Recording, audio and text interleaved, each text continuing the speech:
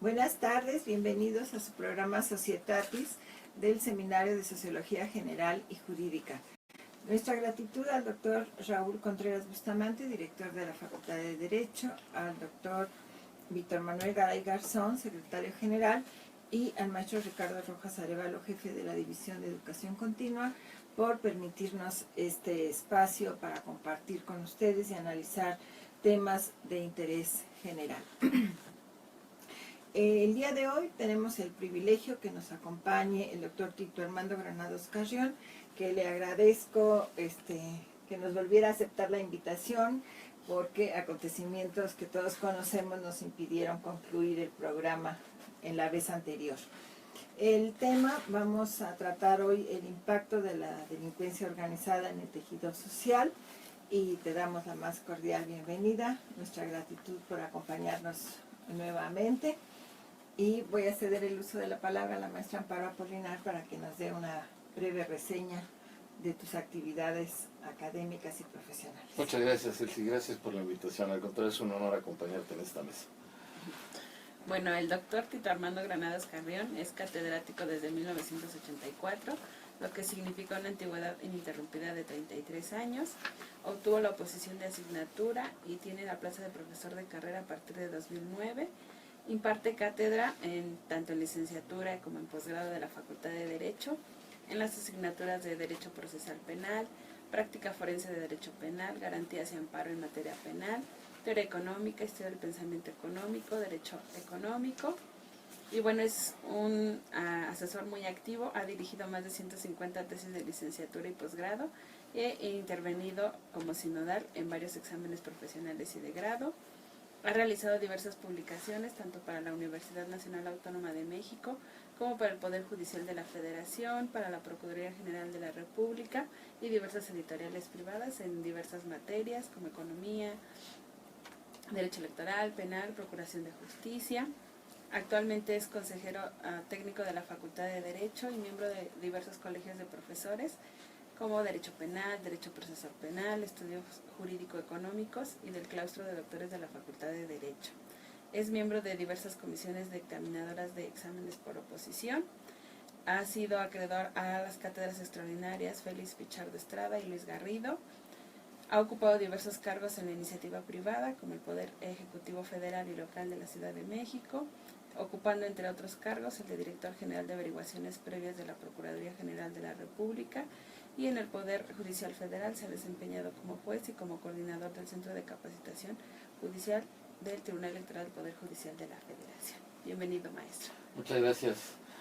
Elsie, pues antes que nada, ahora sí me traje mi bolillo, me traje mi bolillo para el susto, porque hoy sí, bueno, la vez pasada, así como tú ya bien señalaste, el terremoto no nos permitió avanzar mucho en el programa, pero afortunadamente estamos aquí y estamos compartiendo con tu amable auditorio. Este tema realmente te lo propuse porque de alguna manera las organizaciones del narcotráfico han afectado la vida no tan solo del Estado mexicano, pero nos vamos a referir a él, claro que sí, sino del planeta entero.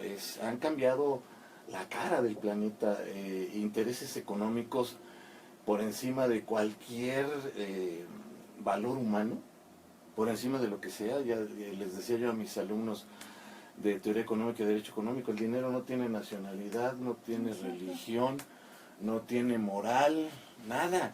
El dinero es don dinero, ¿no? Y estos intereses realmente pues han ido mermando el tejido social y lo han ido impactando de múltiples formas.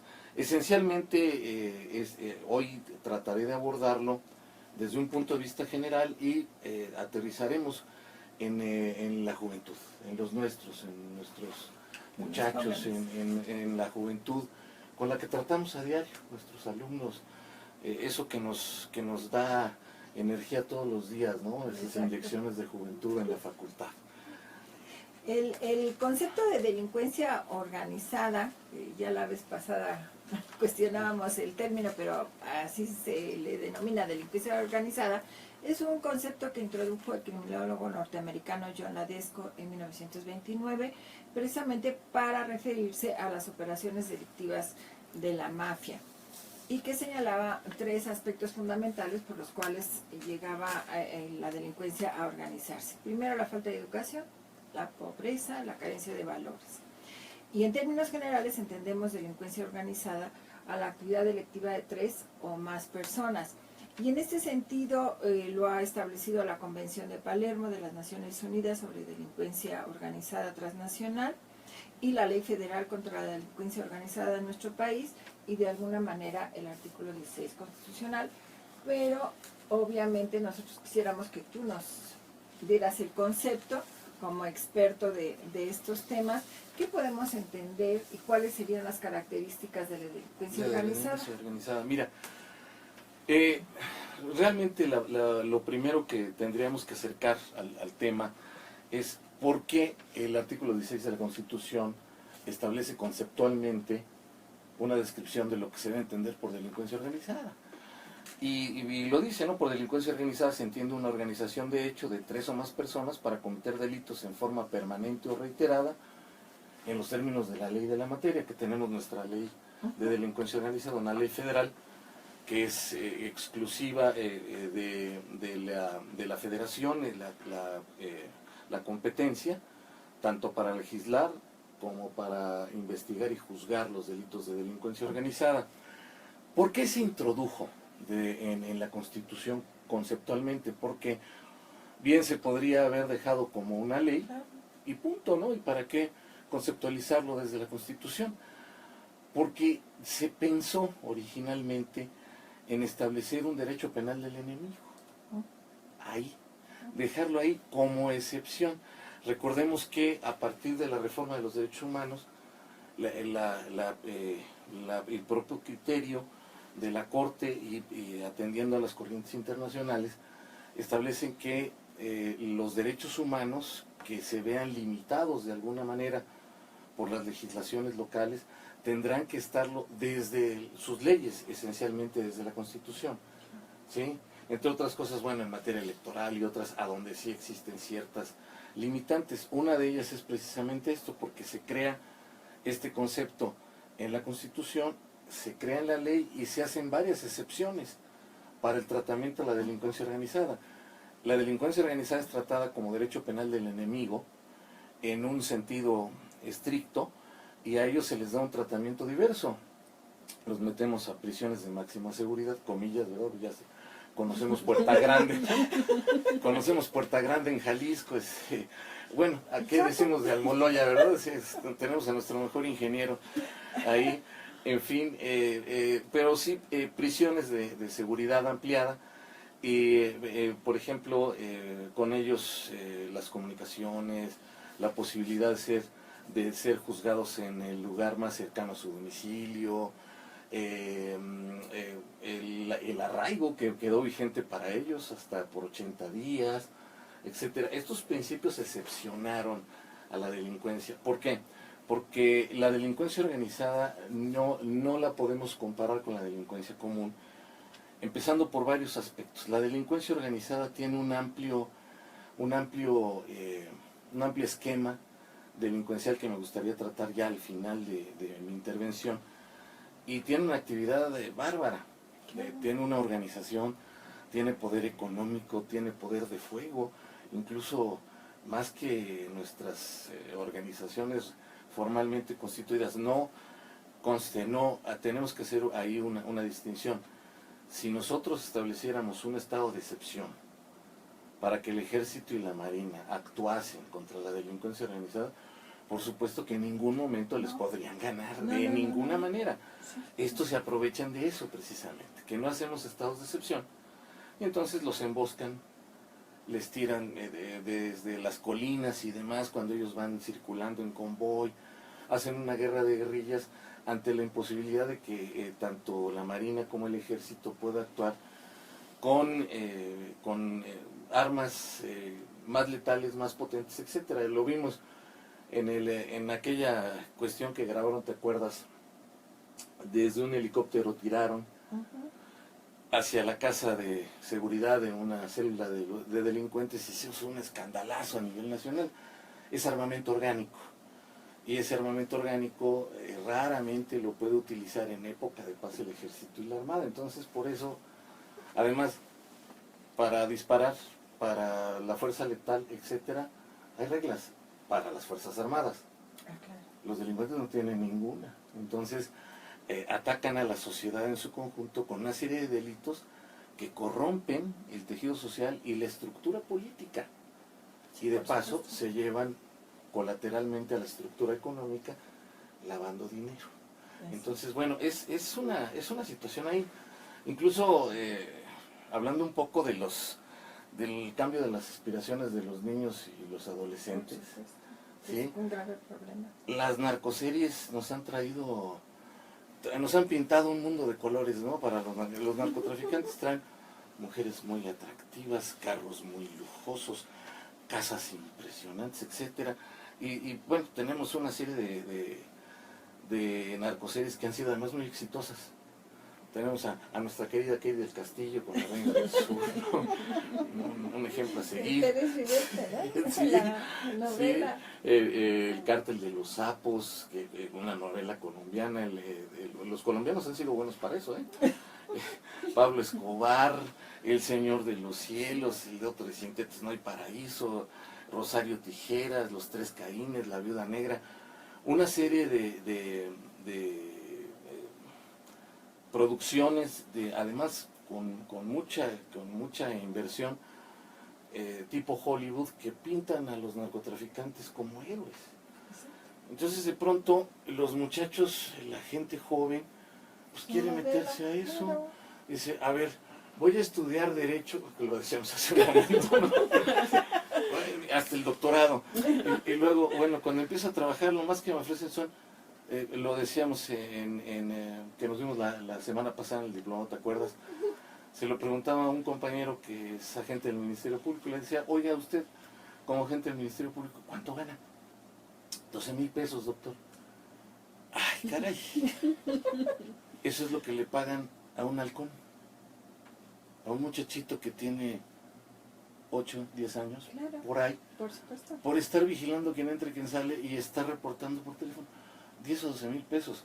Claro, si yo espero mi bono educativo, digo, caray, pues entro por la puerta fácil y me voy por ahí y se me hace muy atractivo. Realmente, y se ha hecho una apología de los criminales, ¿eh? Es que al final eso está pasando y yo siento que hay ahí un contrasentido que me gustaría saber tu opinión, porque precisamente por un lado en la televisión y en estos medios vemos una serie de telenovelas y de asuntos relacionados que están a la libre ocupación. Con esto quiero decir desde niños de 8 o 10 años, adultos, el que quiera, el que tenga acceso a una televisión, tienes esto. Y sin embargo, por otro lado, sancionamos los narcocorridos. No hay una contradicción aquí entre decir, usted no puede cantar X cosas que hace referencia, y sí puedo ver una telenovela de 50 o 100, no tengo la menor idea, confieso, pero 50 o 100 capítulos, porque ninguna telenovela tiene menos, ¿no? Entonces, se nota que no vimos Betty la Fea. ¿no es un doble mensaje? No, sí, claro, o sea, claro, es una doble moral. Esto? Claro. Es una doble moral, o sea, de pronto digo, es que si los Tigres del Norte cantan Jefe de Jefes, entonces estás haciendo apología del delito porque estás haciendo un héroe al que le estás cantando esa canción, por Dios. No es posible, realmente, y bien dices tú, no saben, pero son muchos los capítulos a donde la violencia contra la mujer, etcétera, las prácticas contrarias a la sociedad, se ponen ahí, pero como si fueran lo máximo, y la gente las está siguiendo. Claro. Han tenido tanto éxito que la gente las hace, creo que del Capo ya van 4 o 5 periodos de producción de esta narcoserie, y la gente la sigue, y si no fuera negocio, pues los productores ya lo hubieran abandonado como a mi compadre Chabelo, ¿no? Que lo sacaron de la televisión. Porque ya tenía muchas generaciones. Eso sí. No podía seguir siendo Eso igual. sí, pero hay razón en lo que tú señalas. Hay un contrasentido. De pronto nos ponemos moralinos y somos más papistas que el Papa y decimos, no, fulanito de tal no puede y perenganito tampoco, y dejamos que la serie circule libremente a la vista de todos, ¿no? Claro, y además pues una canción la escuchas una vez, 2 veces, 3 veces, no la vas a estar escuchando todos los días. Y una serie así, además una hora en la comodidad de tu hogar, pues hasta la compras y puedes ahí disfrutarla Sí, cuantas claro, veces y si sea, no la sigues por internet, Pues sí. te metes a internet y desde internet la estás siguiendo. En fin, hay una serie de cuestiones. Tú para escuchar la canción o la tienes que escuchar en la radio, que no todo el mundo es grupero y no todo el mundo... No, y están prohibidas en el radio. Así es, en la radio y también están prohibidas en los conciertos. Ujú. Entonces de pronto sí tenemos ahí una doble moral inexplicable, porque desde el punto de vista sociológico los efectos Son están a la peores. vista, ¿no? Claro. ¿Verdad? Entonces bueno, tenemos ahí esa circunstancia. Ahora, esto es, primero, cambiamos el paradigma. En los 40, 50 la gente quería ser médico, ingeniero, abogado, arquitecto. Ahora. No, ahora queremos ser narcos, queremos ser delincuentes, queremos, en fin. Pero adicionalmente, y lo vimos en días pasados en Reynosa, una zona de guerra en donde nadie, ni el gobierno puede. Y la sociedad reportando de sus teléfonos y demás, y sufriendo los embates en las redes sociales con las amenazas del narco de no salgan porque corre peligro su vida, quédense en sus casas, en fin, y todo el mundo viviendo una angustia, Terror. ya me imagino, ¿no? Pues esto ha afectado, ha sacado a la gente de sus lugares en muchos estados, en mi propio estado de Veracruz, en Chihuahua, en Coahuila, en Guerrero, en Tamaulipas, Nuevo León, Sinaloa, Durango, Oaxaca. La gente ha tenido que emigrar. Y bueno, ¿qué decimos de Michoacán con mi compadre La Tuta, no? Que ahí los señores templarios de pronto... hay casos muy especiales, lo sabemos en Guerrero, por ejemplo, ¿no? Te voy a tener que interrumpir Sí, porque sí, tenemos que ir a una pausa. Estamos tan contentos, pero tenemos que hacer una pausa y ahorita regresamos con ustedes. Es correcto. Estamos en corte, continuamos en 3 minutos. Pues sí, usted habla Bien, mucho. sí, ¿verdad? Guarden silencio. Eso fue lo que nos hizo. Cállese, ya cállese. Me hubiera dicho, No se va a interpretar de de otra otra manera. manera. Se debe interpretar de otra manera. No, sí, fíjate que realmente es un fenómeno muy dañino, y es tan corruptor el poder económico. No es cierto lo que dices. Terrible, ¿no? Estudiar 20 años y no ganar esto. Es correcto, es correcto. Y ya tiene la mentalidad, pues no importa, voy a vivir 10 años, pero a todo Pero lujo, a bien. todo bien Anda. y todo. Y ya que no, 30 o 40, que quién sabe en qué condiciones, ¿no? Y los pueblos fantasmas, la Y, gente se está sí, yendo. y te lo declaran. Dicen, yo prefiero, como tú lo estás diciendo, prefiero vivir 10 años con todo y a todo lujo y lo demás, y aunque después me muera, que pasarme toda mi vida de rodillas ahí jodido, no, yo quiero salir de esto. Y son esos círculos concéntricos de la sociedad que va eliminando la posibilidad de movilidad en la estructura y pues va dejando a la gente sin esperanza. No tienes expectativas. Así es, ¿Qué tú vas a dices, hacer? híjole, ¿para qué voy a estudiar tantos años si voy a ganar 12,000 pesos? El que vende tacos gana más, hablando de una actividad lícita, ¿no? Pero pues, si me dedico a vender grapas de cocaína o carrujos de marihuana ahí en las escuelas y demás, voy a sacar 3 veces lo que el taquero. Por supuesto, y en menos tiempo. Y 10 veces lo que el Ministerio Público, ¿no? Entonces, dices, no, pues la ley del menor esfuerzo, ¿no? ¿Para qué me agobio en esto si no puedo ir por el camino, por la vía fácil, ¿no? Además voy a terminar, ni siquiera se voy a tener un trabajo. Es correcto. Que Es eso es lo correcto. peor, decir cómo motivas a los jóvenes, estudien y supérense. Si la expectativa de trabajo. De que puedan tener un empleo digno al final del esfuerzo, ¿no? Y eso sí es una falta del Estado que se ha ido acrecentando, ¿eh? No, cada día está peor. Está peor. Y sí, los muchachos van perdiendo la esperanza y el interés por la preparación y el estudio. Claro, sí, ves un desánimo que se sube. ¿Cuál es mi futuro, no? Sí, claro. ¿Qué me Continúas espera? en 15 segundos. Sí. Te voy a pasar para que...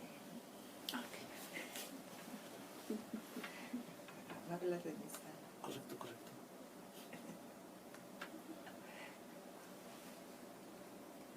Regresamos nuevamente con ustedes y continuando con ustedes vamos a hablar de una película precisamente que en su momento fue muy significativa del tema de la delincuencia organizada, en especial hacia el tráfico de drogas. Le cedo la palabra a la maestra Amparo. Muchas gracias, doctora. Bueno, una de nuestras recomendaciones incluso es precisamente la película Miss Bala, que fue escrita por Gerardo Naranjo y Mauricio Katz. Esta película se estrenó en el Festival de Cannes de 2011, donde además representó a México en los premios Oscar. Fue nominada en España en los premios Goya y también en los premios Ariel de México, aunque está ambientada en Tijuana, sin embargo se rodó totalmente en Aguascalientes. Y bueno, la película nos narra la historia de Laura, una joven mexicana que aspira a convertirse en una reina de belleza, y su obsesión por conseguir el título pues la lleva a involucrarse en las redes del narcotráfico, ¿verdad? Ella se pone al servicio de una banda que tiene aterrorizada el norte de México. Independientemente de su participación en el concurso de belleza, su experiencia como participante involuntaria en la violencia de las guerras de bandas que sacó de México, pues cambiará su perspectiva de vida. La película hace referencia a dos hechos reales que sucedieron en nuestro país. La primera, que tiene que ver con el caso de Laura Zúñiga, que fue precisamente reina de belleza y que bueno, fue detenida en Zapopan con unos presuntos narcotraficantes. Y la otra tiene que ver con un personaje de la película, que es el agente encubierto de la DEA, Enrique Quique Cámara, que fue asesinado por el narcotráfico. Y bueno, es obvia referencia a la gente asesinada en 1985 cuando trabajaba encubierto en México precisamente. Ese es parte del análisis de nuestra película. Bueno, en nuestro segundo corte nos va a dar otras referencias de esta película de Miss Bala. Como comentábamos con el maestro Granados, aunque se identifica la delincuencia organizada mayoritariamente y sobre todo en nuestro país con el tráfico de drogas, hay que señalar que incluiría también el tráfico de personas, el tráfico de armas, el blanqueo de dinero, como bien nos ha señalado, el ataque a sistemas informáticos, el tráfico de indocumentados, el tráfico de órganos. Y señalaban, por ejemplo, que en relación al tráfico de drogas se calcula que hay depósitos en los paraísos fiscales del 15% del PIB mundial, ¿no? Y para tener una idea más o menos de la proporción de este fenómeno, actualmente en investigaciones que se han hecho se calcula que alrededor de 500,000 personas trabajan en el comercio ilícito de drogas, que llamaríamos el Mercado negro. en el mercado negro, que para tener una proporción equivaldría 3 veces al personal de Pemex, ¿no? Que es una de las empresas más grandes de nuestro país. Entonces, nos empezamos a decir en el corte anterior, y una disculpa por haberte interrumpido, que hay un cambio, diríamos, ¿no? Sí. Entre lo que pasaba, esa estructura organizacional de la delincuencia organizada, con el panorama actual. Sí, para cerrar un poquito el tema anterior, de algunos ejemplos de la migración obligada por la violencia creada por la delincuencia organizada. Un poblado, San Luis de la Loma en Guerrero, de tener 2.300 habitantes, hoy solo tiene 56, por ejemplo. En Tamaulipas, Miguel Alemán, Roma, Hancock, en Texas, han terminado vacíos precisamente por la delincuencia organizada. En Durango, poblados de indígenas tepehuanos han sido quemados completamente por la delincuencia organizada. En Michoacán, Churincio, que de 20,000 habitantes bajó a 2,000, y en Santiago Tepetlapa, en Oaxaca, que de 43,000 habitantes bajó a 3,000, por el fenómeno de la delincuencia organizada. Se están peleando los cultivos.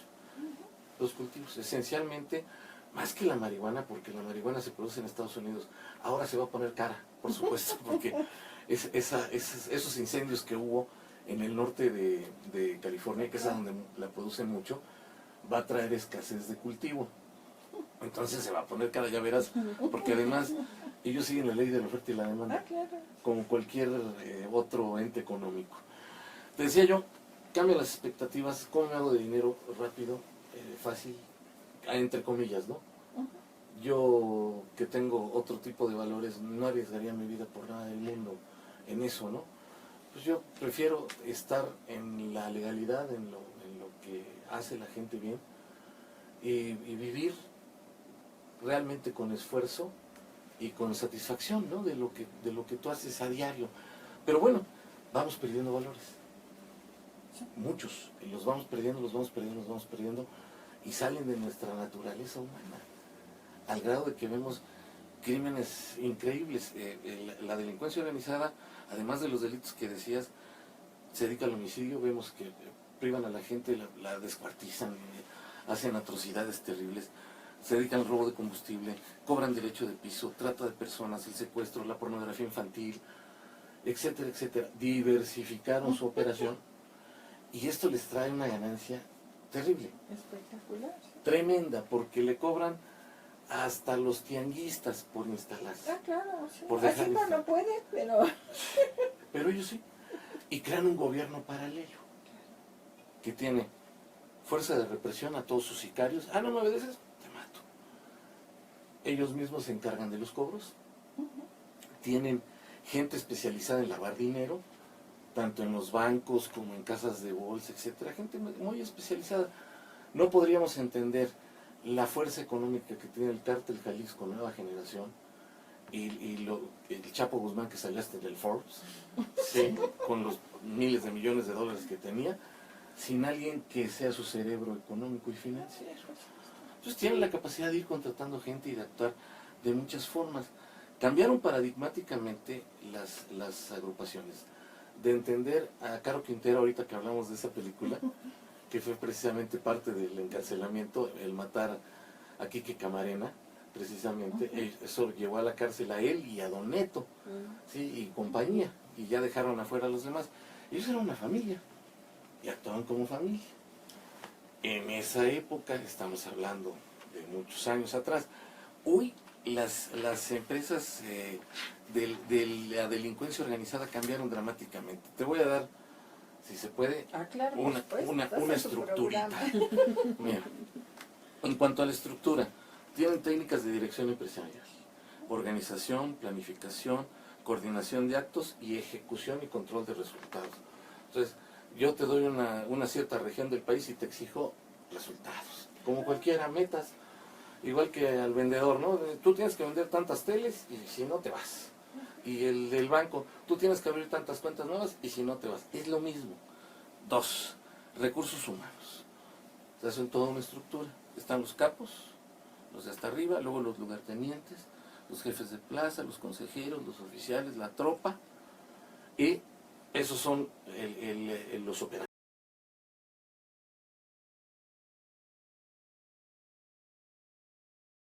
En fin, aplican criterios económicos, ley de la oferta y la demanda. Tienen además un modelo gerencial. Tienen una organización para el tráfico de drogas, una organización para los secuestros, una organización para el lavado del dinero. Tienen organizaciones multinacionales de contacto. Hace un par de años se supo que el Chapo Guzmán ya había llegado hasta Australia. Una parte de su brazo, ¿no? Tienen quien cobra derecho de piso, trata de personas, etcétera. Quien se dedica al robo de combustible, en fin, y tienen falsificadores, etcétera. Y cuentan con una estructura económica, una estructura tecnológica, una estructura operacional, una estructura armamentista y una estructura financiera. Y son células que trascienden en el tiempo por encima de las personas. Pues no importa si me matan a mí, que yo soy el líder de tal o cual cártel de drogas o cártel de la delincuencia organizada, porque otro me suple. Sí, no, hay una organización espectacular, ¿no? Otro me suple y pues es como el gerente, se va el director porque lo jubilan, llega otro y ocupa mi lugar, y ese otro pues intenta dominar, en fin, y hacer y deshacer, pero es muy gerencial. Ayer salió el reporte de la DEA de que los principales productores de heroína para Estados Unidos son mexicanos. esencialmente cárteles de la droga de México, que llevan la heroína a Estados Unidos, y ya sabemos, es un opiáceo que proviene de la amapola, que deja mucho dinero en el camino, mucho dinero en el camino. Entonces tienen un interés bárbaro. Cártel de Jalisco Nueva Generación tiene en Asia, tiene en Europa, tiene en África y tiene en Sudamérica. Bueno, la globalización es para todos, ¿no? Dirían, A lugar. ¿no? Todas las circunstancias pues, de la globalización para todos, nada más que obviamente los objetivos son distintos, ¿no? Sí, es correcto. Pero obviamente el tráfico, digamos, que se estima que los beneficios económicos son de 320,000 millones de dólares al año. Entonces esto rápidamente nos explica por qué hay tanta atracción, sobre todo para los jóvenes, y luego sobre todo porque daría la sensación que a pesar de que se habla y que ocupa un lugar muy importante dentro de la estructura social, pues también en esa área hay mucha impunidad, y entonces hay una cobertura muy importante de los miembros o de sus miembros en relación a lo que pasa en la sociedad. Sí, y al lugar, lo que está señalando es correcto. No podríamos concebir que haya tanta producción de droga, que la amapola se siembre, que la cocaína entre, que la marihuana se cultive, sin la complicidad de las autoridades. Hay todo un manto protector, y lo vemos, los policías, en mi tierra, en Veracruz, Tierra Blanca, los policías secuestrando jóvenes y entregándoselos a la delincuencia organizada para que los privaran de la vida, terriblemente. Capturando a los contrarios, porque bueno, pues ellos traen uniforme, traen placa, traen armas, traen patrullas, podían parar a cualquiera, era del cártel enemigo, venga, y en lugar de ponerlo a disposición por algún delito, se lo entregaban a los contrarios para que los privaran de la vida. Lo vimos con los 43 de Ayotzinapa. Sí, los señores le entregaron al cártel de los Rojos a estos muchachos, a un cártel del narcotráfico que domina esa zona de Guerrero en la producción de heroína, precisamente. Es terrible. Y lo vemos con los gobernadores. Esa estructura, ¿no? Bueno, presidente municipal ni se diga, es el eslabón más chiquito. Hemos visto escenas terribles, tú te acordarás de alguna, a donde hincan a un presidente municipal y le ponen el fusil en el cráneo y le dicen, y tú tienes que dar dinero, y el otro pobre ahí diciendo, no, pues sí, y yo te voy a nombrar al jefe de policía y demás. Muchos intereses, por eso no progresó la iniciativa de la mando único, porque le quitas el poder a los municipios de que controlen a sus propios policías, que los ponen los cárteles y están a su servicio. O sea, hay una infiltración. Ahorita tenemos ni más ni menos, ¿te acuerdas? Yarrington. Bueno, empezamos con Mario Villanueva, ¿te acuerdas? Sí, claro. Mario Villanueva, ¿no? De rancio recuerdo, ¿no? Sí, Mario Villanueva. Tenemos a Tomás Yarrington. En fin, tenemos al exgobernador de Michoacán, el que suplió a Fausto Vallejo, al propio Fausto Vallejo, que al final por enfermedad salió de ladito, pero su hijo fue tomado en videos con la tuta, ¿te acordarás? Sí, entonces, de pronto, ese manto protector de autoridades, políticos, policías, etcétera, hace que estas redes funcionen. Si no, no podrían funcionar. Y luego, ahí es a donde quería llegar, el fenómeno social de la defensa de los ídolos. Esto es, hemos visto salir pueblos completos a defender a los huachicoleros, a defender a los secuestrados, para que no se los lleve la policía o el ejército. Es que además ellos sí, no sé qué palabra usar, pero digamos, sí revierten en la comunidad los efectos, ¿no? Es decir, ahí está Rosales, por ejemplo, ¿no? Que señalan, no, pues él sí ayudaba y nos apoyaba.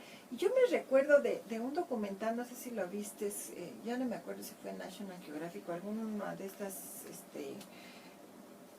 empresas que hacen documentales, que hicieron uno precisamente sobre el Chapo.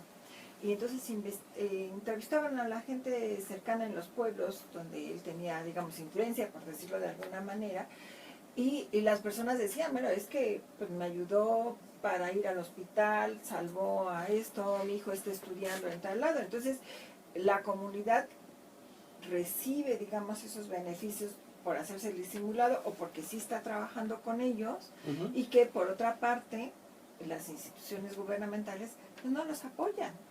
Y entonces la misma comunidad o esas comunidades los van a proteger porque están recibiendo, como yo decía, no sé si es la palabra adecuada, pero les apoyan, ¿no? O Sí, los claro, protegen. Reciben alguna parte del todo Claro. que finalmente de otro lado no les llega. Y te voy a hacer una breve remembranza. Hace muchos años nos mandaron a varios a una comunidad completa, Gobernación, Conasupo, PGR, en fin. Fuimos representantes de varias instituciones y hablábamos con el comisariado ejidal, porque fue un problema social ahí. Todo el pueblo se dedicaba al cultivo de marihuana. Todo el pueblo. Entonces hablamos con la gente y la gente tenía esa expectativa. Decía, es que aquí el gobierno nunca viene. Es que aquí no me pagan mi cosecha de maíz ni mi cosecha de frijol, y cuando me la llegan a pagar me la pagan a lo que quieren, y siempre me piden una mochada por pagarme el cheque y me hacen dar 20 vueltas hasta la capital. En fin, es un fenómeno importante, esa reversión en donde ellos sienten que están de alguna manera o siendo protegidos o recibiendo una parte del todo y se vuelven protectores de los propios delincuentes. Estamos tan entusiasmados, pero me hacen señales que tenemos que ir a una pausa y regresamos con ustedes y le daré la voz a la maestra Amparo para que nos cuente un poco más de esta película de Miss Bala. Ha sido encantador, ¿eh? Estamos entusiasmados, pero tenemos que ir Con a gusto, una pausa. con gusto. Estamos en corte, continuamos en 3 minutos. Dejen de hablar. No sé si nos estén esperando a la sala. No, y mira, yo que estuve en PGR, bueno, ves cada cosa que dices, sí. Y lo ves con los que asaltan los trenes, y lo ves con los que roban el combustible, y lo ves cuando se quiere bajar a la gente de la sierra, los que están cultivando la amapola, sobre todo, que es muy cara. Que la amapola, la flor que es tan bonita, es una flor preciosa, el color es rojo intenso y demás. Le quitas los pétalos y del bulbo que queda lo rayas con navaja muy filosa y dejas que la goma escurra. Esa goma es la que genera con los cambios químicos la heroína. Entonces, ¿cuánta goma alcanzas a sacar de cada flor? ¿Sí? Por eso es muy cara, porque además de ser muy escasa por la cantidad de goma que le sacas a cada flor, es una droga muy activa en el psique, ¿no? Les fríe el cerebro. Esencialmente les gusta mucho en Norteamérica, ya han visto incrementarse las muertes allá en Estados Unidos últimamente, que la gente se empieza inyectando en el brazo, en las manos, en las piernas, en los pies, y se vuelve una piltrafa. Es terrible, ¿no? O sea, yo se los digo a los muchachos acá en la facultad, jóvenes, hay mejores formas de divertirse, realmente, ¿no? O sea, lo pueden pasar tan bien sin estar separado de la realidad. O sea, ¿qué necesidad hay de ponerse estúpido y no entender ni lo que está pasando, ¿no? Si es tan grato sentarte una tarde, tener una buena plática, tomarte una buena copita de vino, algo, ¿no? Pero sí, de pronto no entiendo uno ese camino. Pero es tan productivo, les deja tanto dinero. De pronto pues no lo quieren dejar. Evidentemente es un poder económico y muy corrupto. Muy corrupto. Pues ni más ni menos los parientes de Maduro están detenidos en Estados Unidos. Los parientes de Maduro relacionados con un cáncer. Continuamos en 20 segundos. Sí, entonces, bueno. Está padre el tema, ¿verdad? Sí.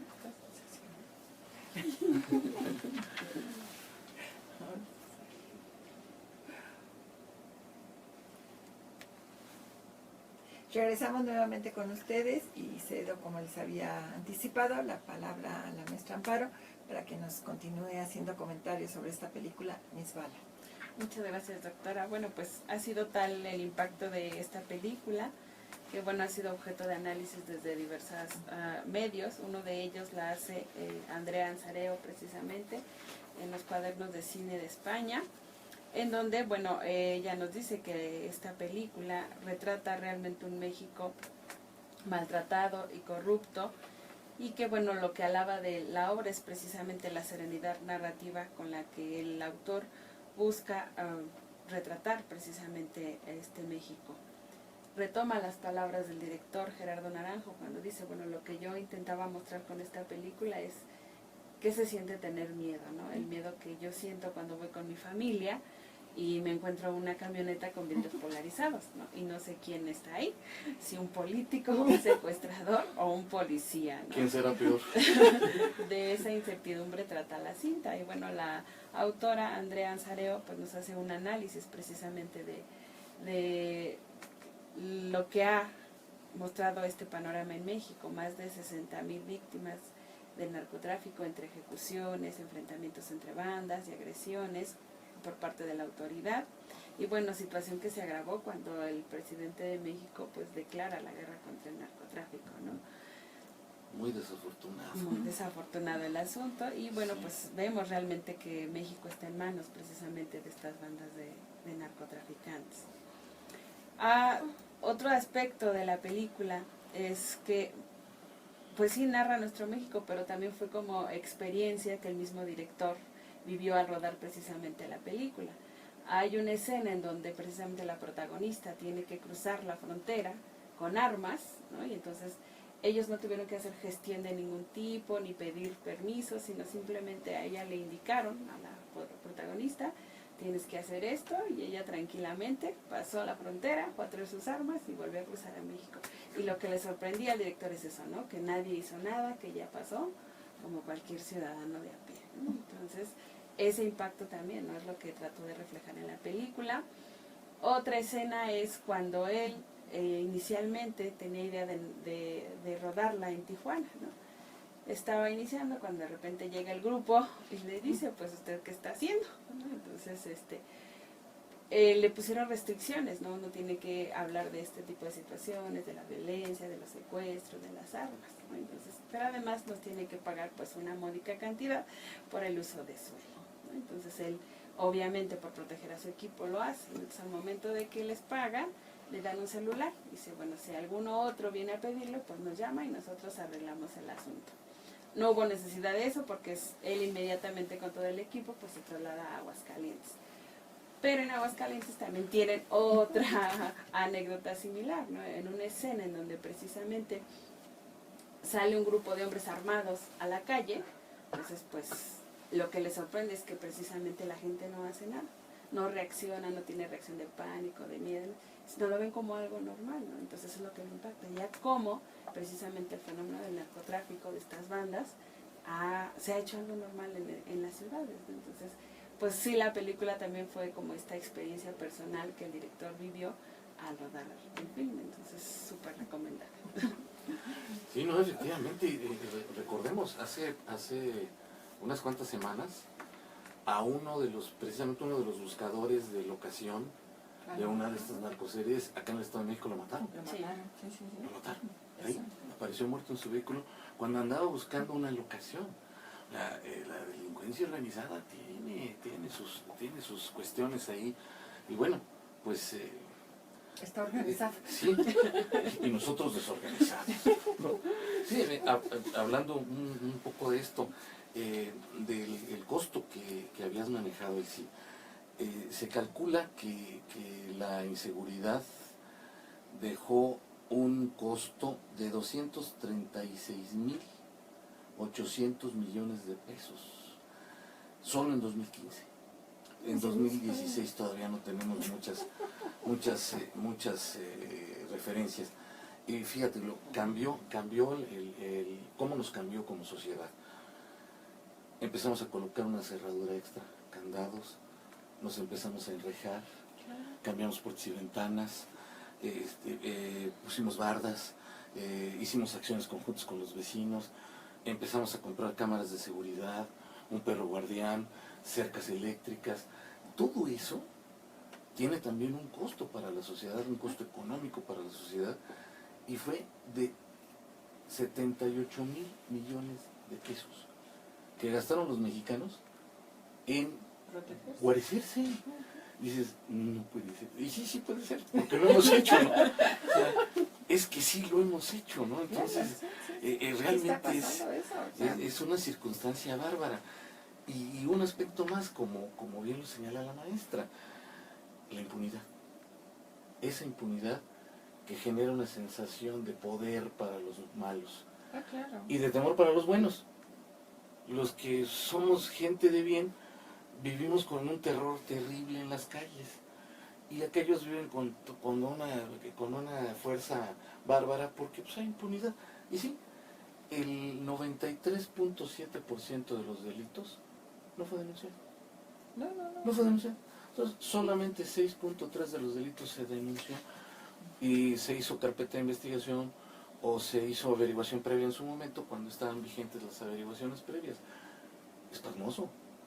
Es pasmoso, ¿no? Es como sociedad, pues estamos totalmente inermes, ¿no? O sea, ahí esperando a la buena de Dios a ver que no nos pase nada. Salimos con la ilusión de regresar a casa.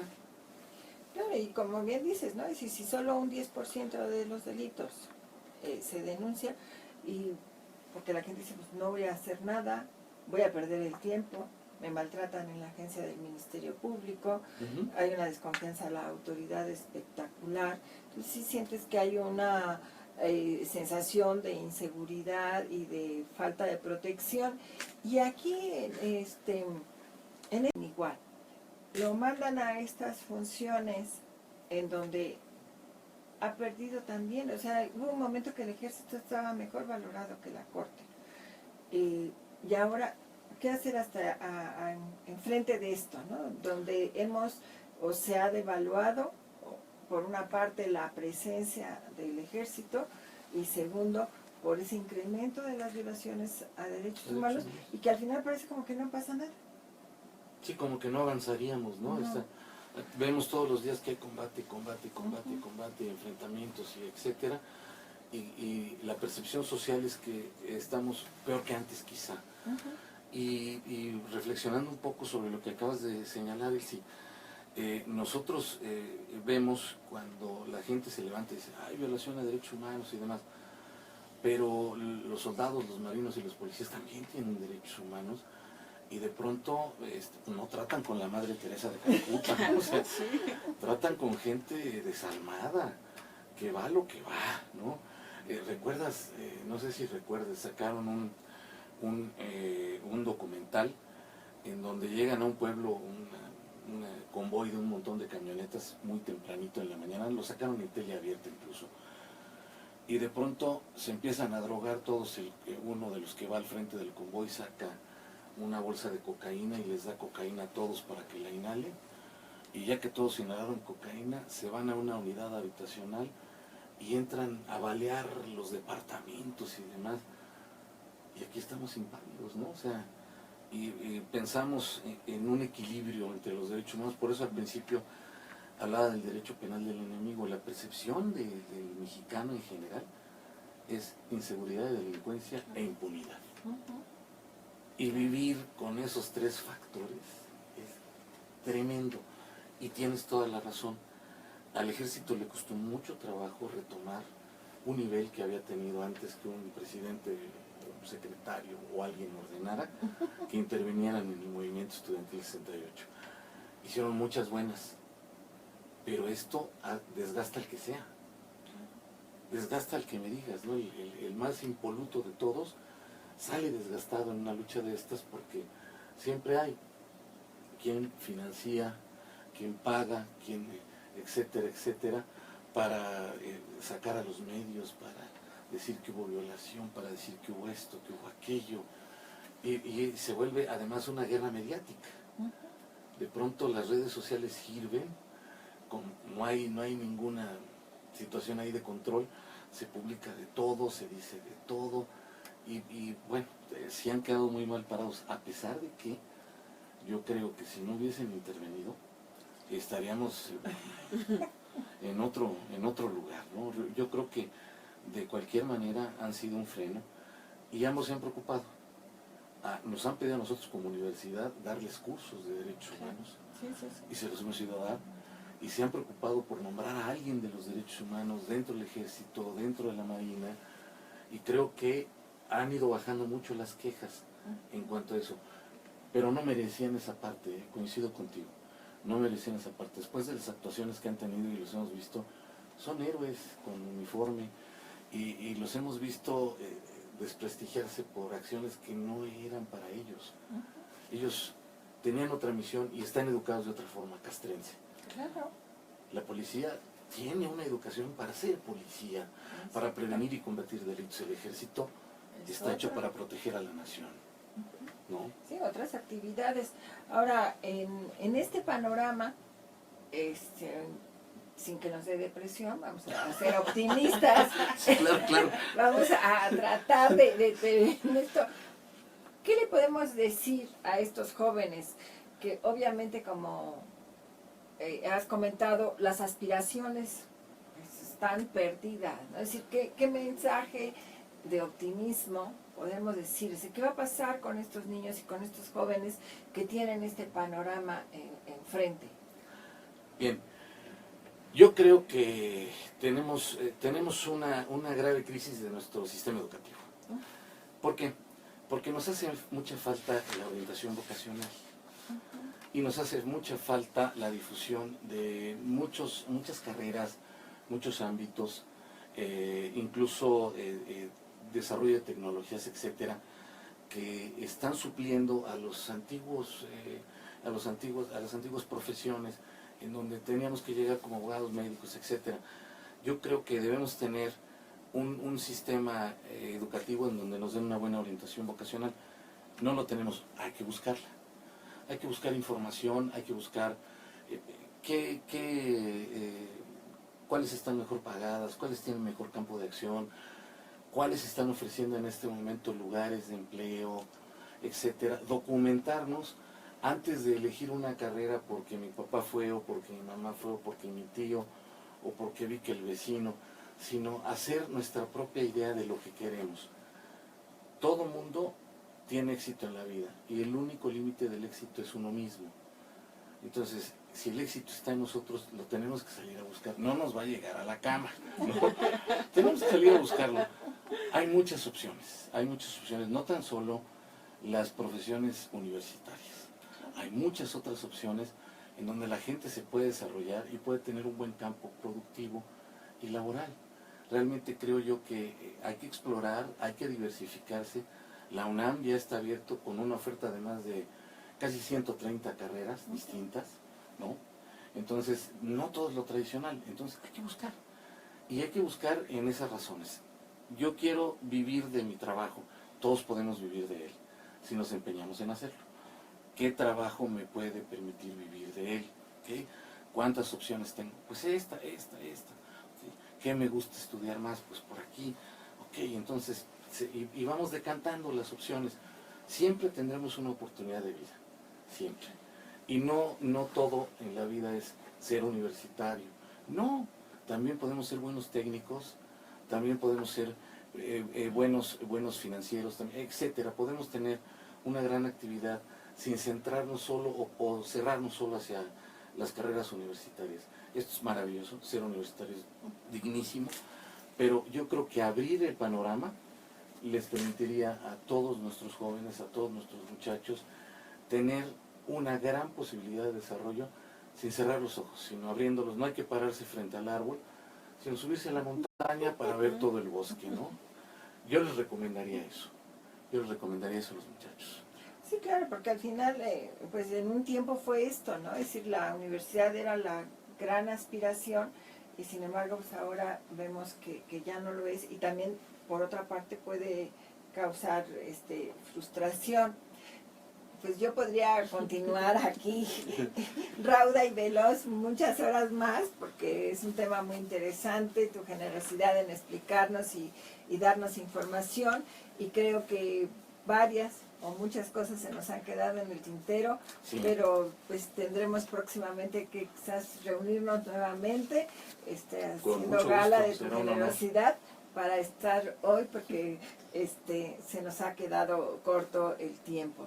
Así es que no me queda más que manifestarte mi gratitud A ti, Elsie. por habernos acompañado en ese tema tan interesante, a la maestra Amparo Gracias. Apolinar, y los esperamos la próxima semana en otro tema social que nos preocupa y que nos interesa en Societatis. Gracias por su compañía.